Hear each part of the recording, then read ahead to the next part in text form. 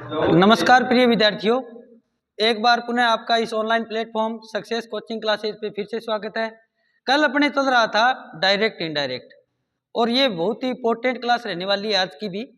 कल अपने पढ़ा था जैसे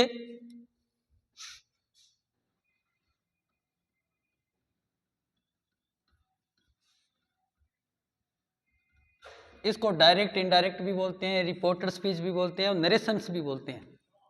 तो कल अपने पढ़ रहे थे जैसे ही said to me, I have stolen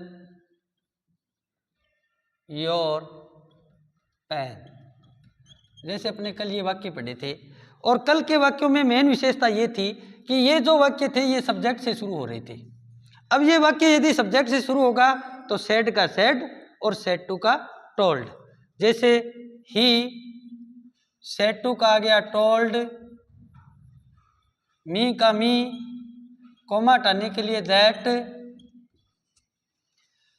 ये देखो आई दिया है, आई दिया है सब्जेक्ट के हिसाब से चेंज होगा, कल बताया था।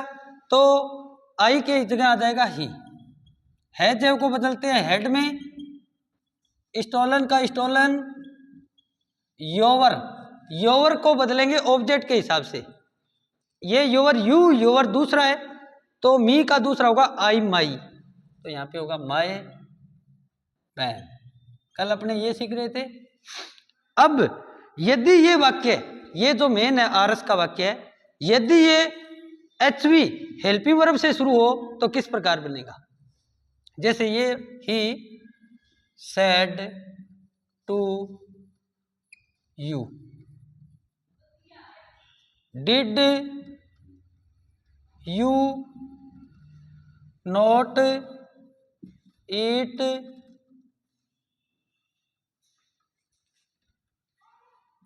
ईट फूड। जैसे मतलब ये वाक्य आ गया, ये क्वेश्चन मार्क आ गया। अब देखो सिंपल सा है, यदि क्वेश्चन मार्क का यदि आपको मार्क्स दिया हो, ये चिन्ह दिया हो तो सेड दिया हो चाहे सेड टू, इसमें वो नहीं है कि सेड का सेड, सेड टू का टोल्ड, अलग अलग नहीं है। इसमें सेड और सेड टू दोनों के स्थान पे आस्कड लिखते हैं।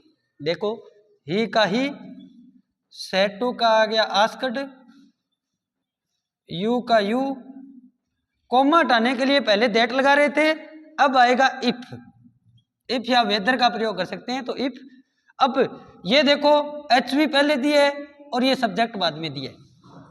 तो डायरेक्ट इनडायरेक्ट का एक रूल है कि कभी भी इंटेरोगेटिव वाक्य नहीं बनता। जैसे अपने इसको डायरेक्ट को इनडायरेक्ट में चेंज करेंगे तो कभी भी ये प्रश्नवाचक वाक्य नहीं बनेगा। तो कहने का मतलब सब्जेक्ट को पहले लिखना पड़ेगा और एचवी को बाद में। देखो ये यू को आप पहले लिखो और डिड को बाद में। जैसे अब इसको चेंज कर दो, ये यू है, ये ऑब्जेक्ट के हिसाब से यू इधर दिया है तो यू का यू।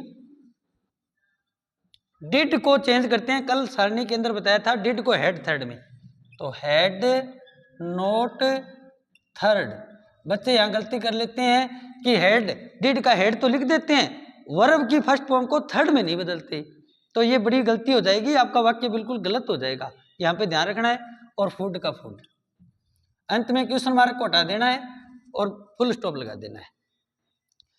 जैसे एक वाक्य और, Ramkumar said to Rajalakshmi,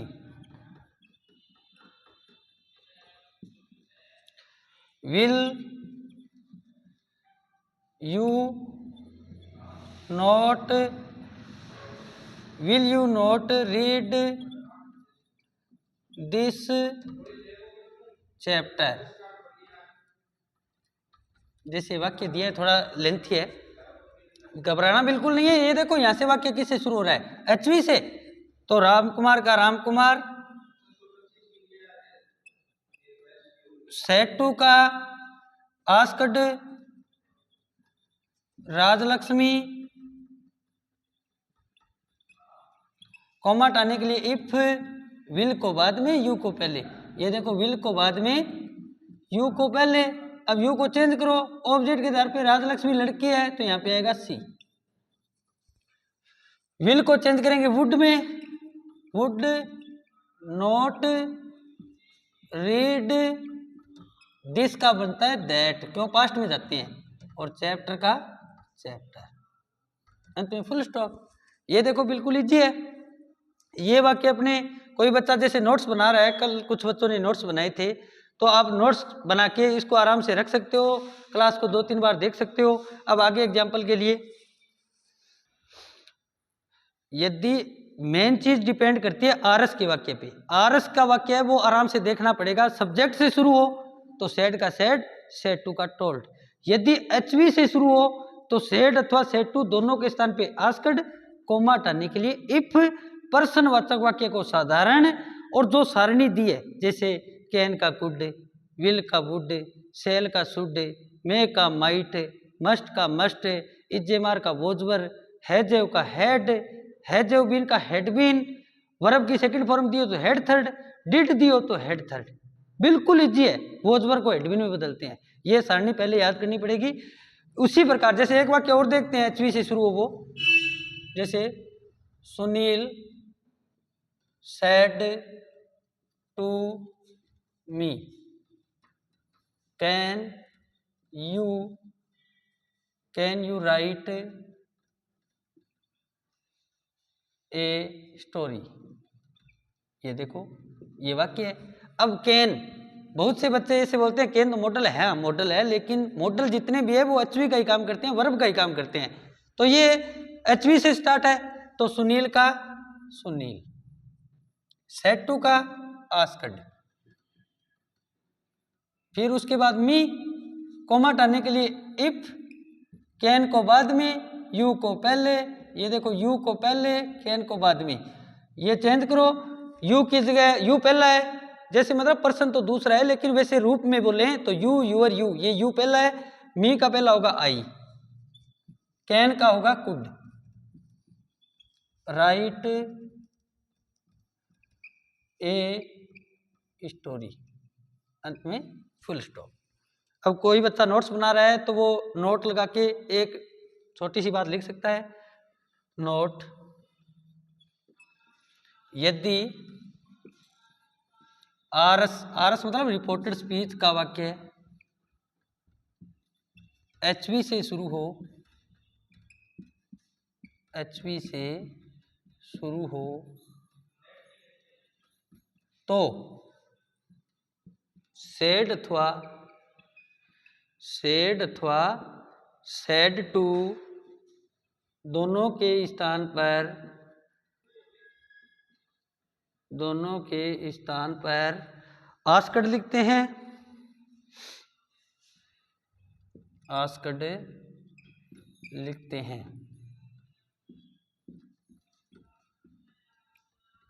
coma हटाने के लिए, कोमा हटाने के लिए, कोमा हटाने के लिए इफ का प्रयोग करते हैं, इफ का प्रयोग करते हैं, और प्रश्नवाचक वाक्य को साधारण बनाते हैं। जैसे प्रश्नवाचक वाक्य को सकारात्मक या साधारण वाक्य बनाते हैं, साधारण वाक्य बनाते हैं। ये बिल्कुल इजी है, यदि इसको ध्यान से समझें तो बहुत ही आसान है। जैसे वाक्य ये पहले बताए थे, रूल बाद में लिखा है, कोई दिक्कत नहीं। एक वाक्य और समझ लेते हैं, जैसे ही said to her, do you not go to Ganganagar, ऐसे मतलब ये वाक्य आया। ये देखो बिल्कुल आसान, पहले यहाँ देखना है ये वाक्य एचवी से स्टार्ट हो रहा है, एचवी से स्टार्ट होने के लिए लास्ट में क्वेश्चन मार्क का निशान भी दिया है, तो ही का ही, सेड टू का आस्क्ड,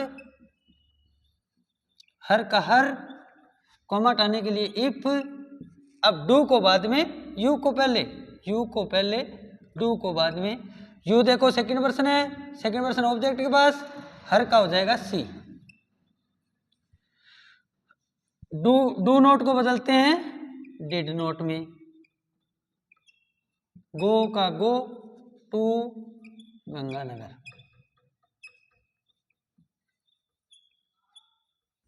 लास्ट में फुल स्टॉप। अब आगे और भी वाक्य पढ़ेंगे अपने, जैसे इंटरोगेटिव वाक्य हो तो इंटरोगेटिव के अंदर WH वर्ड वाले भी वाक्य आते हैं, अब वो वाक्य समझेंगे।